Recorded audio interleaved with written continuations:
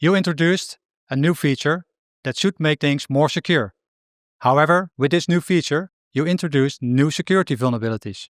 This is exactly what happened with Bad Successor.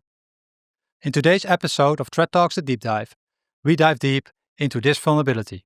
Let's get on to it. Welcome to Threat Talks. Let's delve deep into the dynamic world of cybersecurity. So with me today is Luca Cipriano, our CTI and Red Team program lead. Welcome, Luca. Hi, thank you. And my name is Rob Maas, field CTO at Ontoit. Luca, this attack all evolves around domain controllers and service accounts. Before we dive into the woods about everything involved, what is a service account? So a service account is an account. Think about a user account. You will have in your company your account as a user. Services, they have the same. So if a service needs to perform operations, they will use a service account. Think about an SQL service.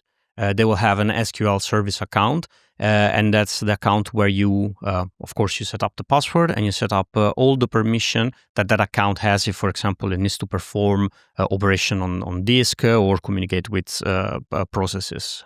Okay, but good to mention here that the service account is specific for a service. Yes. But acts like a normal account. So it has a username, password. It's similar to the normal account, but it acts for services. Okay, because the new feature introduced in Windows Server 2025 is the DMSA account, service account. Can you explain what the DMSA stands for? Yeah, and so what it is? That stands for Delegated Managed Service Account.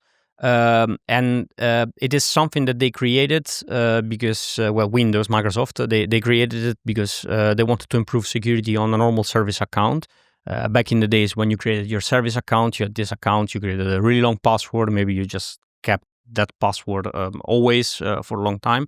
With the DMSA, they wanted to create a way to migrate those service accounts to a managed service account. So in that case, for example, the password will be automatically generated, the password get automatically rotated, and also it can the retrieval of the credentials via Kerberos, so you don't have configuration files, and also this way, like they aimed on improve security hygiene. Yeah, so this sounds like a lot of good things when it comes to security. Yes, so it should be an improvement. So I want to migrate immediately, of course, to these DMSA accounts. How does it work? How do I do the migration? So first of all, you need to create this DMSA account, right? Then once you create the DMSA account, you need to tell to the DMSA what is the successor for the service account. Let's say again the SQL service. So you say that this is going to be the new service account for the SQL service that we had before, and then you need to initiate the migration. The migration basically what we'll do, it will transfer all the permissions, the SPNs, all the detail of that service account to this new managed service account. And once the migration is completed, it will disable the old service account and the service will start to use this DMSA instead. DMSA can be used by one or more machines, so it can be delegated to several machines if the service needs to be used by different computers.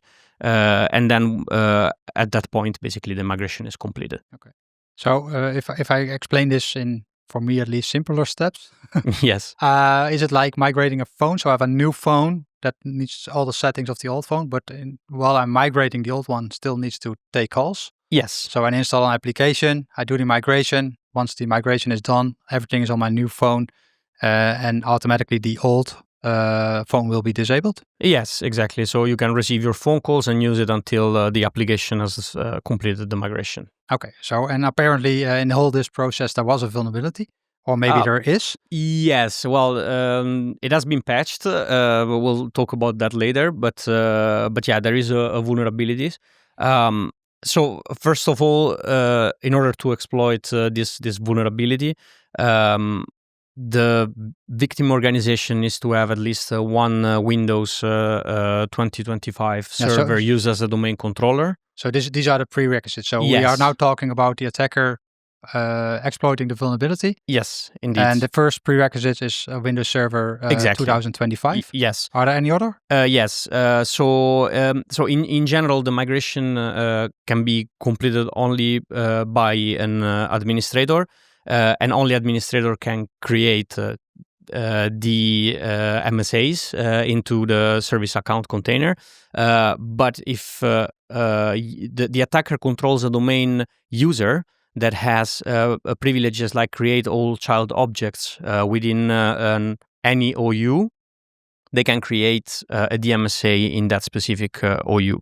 So that is something that they need to... Okay, a lot of terminology here. Yes, it's a bit complex. Yeah, so the OU? So OU is an organizational unit, and is mainly, it is like a container where you can create within, for example, users or computers, accounts, or service accounts, this kind of things. That's we can compare it a bit like a folder on a Windows system. Yes, exactly. A folder that contains all the users. Okay, and then the second term you used was child objects? Yes, that means that that specific user can create objects such as, for example, users within that within a OU, within an organizational unit. Okay, so as an attacker, I need to have access to the domain controller, or at least within the domain. You need to have a domain user. A domain user, yes. Okay, a domain user which has the create child objects permissions. Yes, exactly. And there should be then a Windows Server 2025. The domain controller. At least one of the domain controller within the organization. Okay, so let's assume I have that. I have these rights and I have that account.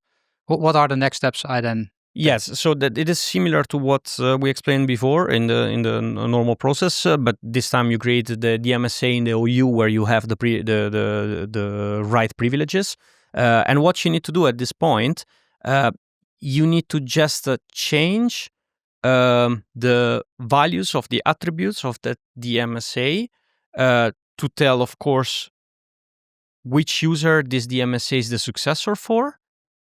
And then you just need to change the attribute that is related to the migration to number 2, which means migration completely succeeded. So you don't need to really start the migration, but you just need to change the attribute as if it was migrated already.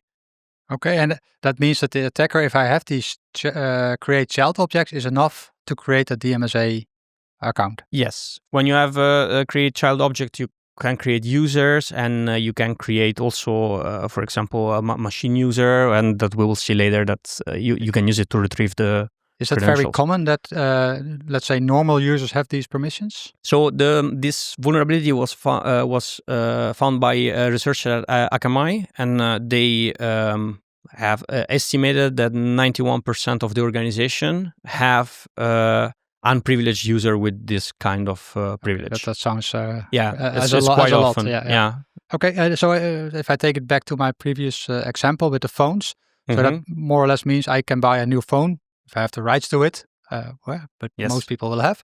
And then I just pick a random phone that I want to migrate. Maybe I want like mine, for example. Yeah, for example, your phone. Yes. I start the migration. I don't have to, but I can also say I'm done with the migration. Yeah, you don't actually do the migration, but you say, hey, the migration has been done, and then you get all the privileges. Okay, sounds like a very easy attack. Yes, because in general, also as an unprivileged user, what you will do, you will point that your DMSA is the successor of a domain admin. Yeah, so you get all and the then rights. You get all the rights of the domain admin. Okay, so assume everything worked out correctly. So I have now a new managed service account with administrative privileges. Yes. Is there anything else I need to do? Like for example, if you want to do, if you want to perform an attack and actually do something, you need to request a ticket, for example. So one of the thing is also that, of course, you have generic writing on the OU, and these kind of accounts are used by machines. So you're gonna, you will have created a machine account that has the rights to retrieve the credential from this service, because of course machines accounts use those services. And then you can request a TGT, so a ticket granting ticket, to the KDC, which is the key distribution center of the domain controller, and then you will get a ticket has the domain admin in this case, because my DMSA is the successor of the domain admin. Yeah, you need to create this ticket because with the new service accounts, they are more secure. They have a rotating password, as you said. Yes. So yeah, maybe you can guess the password, but the chances are really low. Really, really low. But Yeah. so in that case, you can just use a ticket, load it in memory, and then you can perform action as a domain admin. So if you have the ticket, you can do everything as an administrator. Yes, indeed. So with the TGT, then with the ticket granting ticket, you can request a TGS. So you can send the ticket granting service request, and then you can access services with the target user privileges. It is a bit like think about you go to about the TGTs. Like think about a hotel. Like you go to a hotel, it's all inclusive, and then they have like, for example, a spa or a gym, etc. And then you go to the reception and you ask a TGT. So you get one of those wristbands that they give you, so they know that you are part of the hotel, that you are like guest of the hotel. And then the TGS is like with that wristband, I go to the reception and I get another wristband that tells me, hey, I do have access to the sauna or to the wellness, and then with the TGS I can go to the wellness. Okay, yeah. So instead of showing my password every time or showing my order, I just show the wristband. That's the enough, wristband. And that is my ticket, and they know that I have access there. Okay.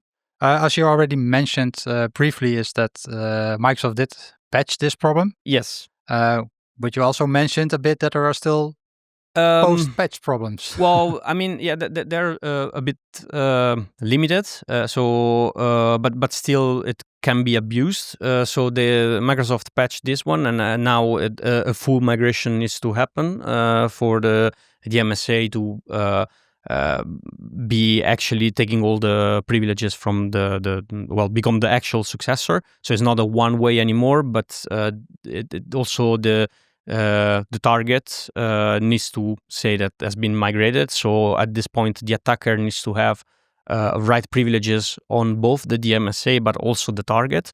So in this case, if I want to do like a domain admin, then I will need to have right access, right permission on the domain admin. So that makes it not so bad anymore, because I need to control both the users that I want to migrate. If I compare this with the phones and I want to migrate your phone, I can say on this end, it's done, the migration is done, but I also needed to do it on your phone. You can't, indeed, well, it needs to actually happen. The migration, you need to really actually perform the migration. Before, you could only just change the value, but now you actually need to perform. Okay, but I also need to check it on your phone that it is done. That has been done, yes. Okay.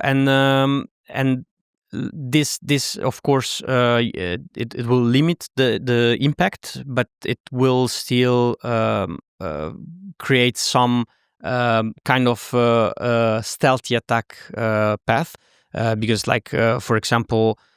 What you can do instead, if I have a generic right on your user and I want to get, for example, something that you have access to, at this point I don't need to reset your password or do something that is a bit more noisy, but I can just do this migration and then I get the same privileges. For example. So if you have the permissions to do so, then it's quite silent. It can be a bit more stealthy in general. So okay, then so we now know all the steps involved. Mm-hmm. And we also know that the attacker needs to have kind of an initial access or at least a user account within the domain. Yes, it's a privilege escalation path. Yeah. So how can we defend against this? Well, of course, the first thing is patch it, because then the impact is very limited. So install the patch. Of course, try to limit the permission of the user, so can create child objects in the OUs. Does your user really need to do that? This is something that... you set a very high number, but I can imagine that most users don't create other objects within the No, in general, no. So limit the permissions, and also the person that can create and modify the DMSAs in the OUs that we talked before. And of course, one thing that you can do always is logging an alert. Of course, you can get logging on the creation of new DMSAs, because I assume that you're not going to create DMSAs on a daily basis anyway, or on the changes on the attributes. So create some loggings that alert you on the changes of the... Yeah, so if it is being used at your SOC, or at least someone gets informed, an alert that somebody created it, or somebody changed the values or the attributes. Yeah, and then, it's not part of the attack itself, but also try, of course, limit the attack to your domain controller, to your environment for external attackers. They already need to have a user account. I mean, they need to have a domain user, so... they are probably already somewhere inside your network. They have a user, so they have initial foothold. Okay. Would you say that the Bad Successor is now maybe the biggest Active Directory attack that you have in your toolbox, or...? First of all, it affects the Windows Server 2025. You need to have one as a domain controller. So it also depends on how many companies have a Windows Server 2025 as a domain controller. Mm-hmm. And of course, it depends on how many companies have patched the issue. But for sure, it is a relatively easy and fast escalation could be to domain admin. So it is for sure a good tool in the toolbox. So an extra tool in your toolbox. Yes, indeed. Okay. With that, I think we can come to an end, at least on Bad Successor. Yes, indeed. So for you listeners, as you just heard from Luca, if you have Windows Server 2025, make sure that you have patched the system. And also make sure that users don't have access to create child objects. That will really limit the attack surface for this specific attack. And with that, I want to thank you for tuning in. And if you like what you saw, then please like and subscribe. It helps us spread the word further. And I hope to see you next time. And with that, thank you, Luca. Thank you. Thank you for listening to Threat Talks, a podcast by Onto It Cybersecurity and AMS-IX. Did you like what you heard? Do you want to learn more? Follow Threat Talks to stay up to date on the topic of cybersecurity.